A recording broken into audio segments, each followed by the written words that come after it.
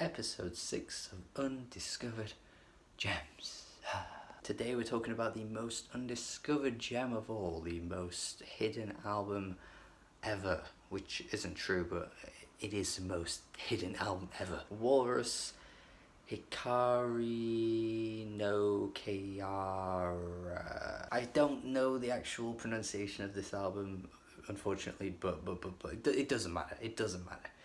We'll just call it Hikari. Now, the reason why I think this album is so relentlessly hidden and undiscovered is because the access to this album is just non-existent. Like, I don't even know what this band do anymore. Like, I don't think they're still making music. I don't know the history of the band at all because there's just so little to find about them. The only really legal way I know that you can access this album is through YouTube. I will link the link in the description if it's still there. I haven't been on YouTube to find it in a long time, but if it is there, I will link it. And I think you can buy this album. I'm sure I did try searching for it and I did see that it was on some website, but I think it was very expensive. You know, one of those albums that it's just like ridiculously overpriced and you have no idea why, probably because it's rare or something. Other than that, the only way I really know about this one is downloading it, don't tell anyone. And this is just music nerd written all over it. I think I've said this in previous episodes of this series, but it's just so true. Like, this is shoegaze. It's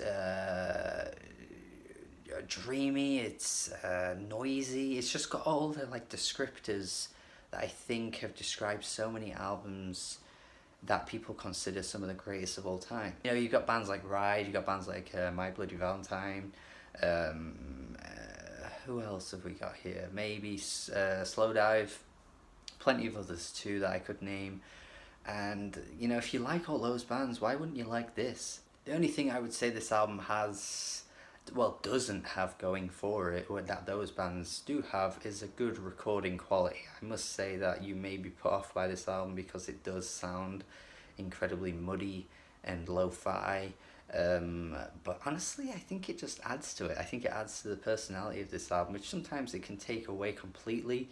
But similarly to like a Microphones album, like a Mount Eerie album, the lack of quality just works in its favour. It's just a very specific aesthetic, I think, that can only work in certain circumstances, and this is one of the biggest ones ever for me, I think, because it just has become one of my all-time favourites. Just the vocals on this thing are just completely unmatched, I think. He just sounds like he's yelling from the top of a mountain, and just the words he's saying are just being sucked by the air around him, and you can't quite make out the things he's saying, but you just know he's saying the most important thing that you will ever hear in your life. Near enough every song on this album, it just honestly sounds like it's the last song you would hear before the apocalypse is about to come, or even during the apocalypse. Just everything is coming crashing down. Just you're putting all your life and soul into the last thing you ever do because it's the end. It's the end. Toneriko is the perfect example of that.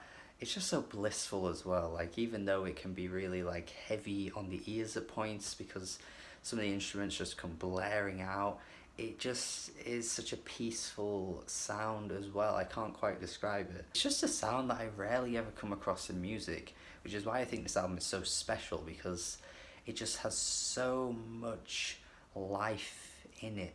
Like, so many different elements are coming together, and it can be really intense on the ears, but yeah, you just don't mind. You're just happy to hear the way it is. I do love a track like Orange on here as well, which is, it's just a completely different track on the album to the rest of what they're doing here, because this is just so heavy. It is so heavy. Seriously, listen to this song and tell me how this is not as heavy as like a stoner metal song or like some kind of like really doomish metal type track. It's just so heavy. Just that crunching bass throughout the song, the bow, bow, bow, bow, bow. And then towards the end of the track, oh my goodness, it just goes unbelievably loud. It just gets so ridiculous. I just can't believe they came up with this, because the rest of the album isn't really like this. And it still fits to the album nicely, but it's just such a strange moment because you just can't believe how loud everything is. That's another thing I do want to praise about this album as well, because some of the guitar tones on this album just feel completely fresh to my ears. Like, I don't know if I've just not heard enough music in this sound, or not heard enough bands that sound similar to this. Maybe there are bands out there that are like this. I may have just never heard them. But the guitar tones here are just so fresh and original. Like, I've just never heard some of these guitar riffs in my life. They're very blaring on the ears at points, but they have a lovely tone to them. They're incredibly melodic. It's just a complete oxymoron of sounds coming together that, you know, they're kind of cancelling each other out, but yet they're complementing each other. It's so weird. An album like this that can get incredibly abrasive on the ears at points because of the way it's being recorded shouldn't be as calm as it is. This should be like a really intense experience, but yeah, I just do feel like I'm listening to something that's so soothing and relaxing. It's very, very strange. And I just really feel like this is the peak of shoegaze and noise rock, because I just don't think I'll ever hear anything that tops this. Yeah, it's unbelievable. An unbelievable album. I don't think I actually said the year it came out, by the way, but this is actually an album from the year 2000, and it's easily the best of that year. Kid A, who, her, who, what? And one of my favourite songs of all time, by the way, closes out this album, Died. It's just everything I've said so far about the album, but it's just on another level. It just takes you to a new world. It is an unbelievable song. His vocals on this track are beautiful. They are absolutely beautiful. The part where he belts out and he's like, yeah. Oh, it sends chills, man. It sends chills. I don't get chills often listening to music, actually, which is surprising for someone that listens to so much music. Or maybe it's not, I don't know, but I do know a lot of people that will be like, I got chills listening to this. But that's a very specific thing for me that I don't experience often, but this is one of those moments where I do experience it. What an absolute experience this album is. I know it sounds really cliche to say an album is an experience, but this is. Like, you can play this at 1 a.m.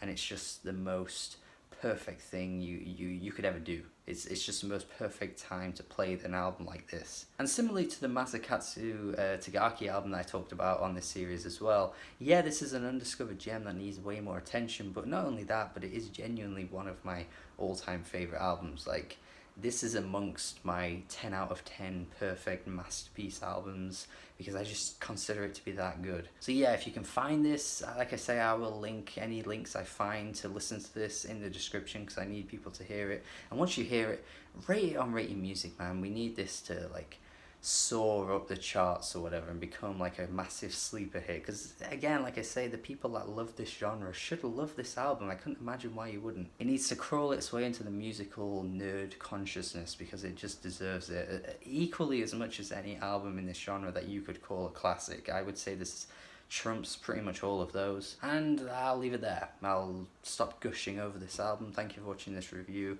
or this video even. Hope you enjoyed it. Have a good day. Let me know your thoughts on this album if you've heard it. Please listen to it. Goodbye. Yeah.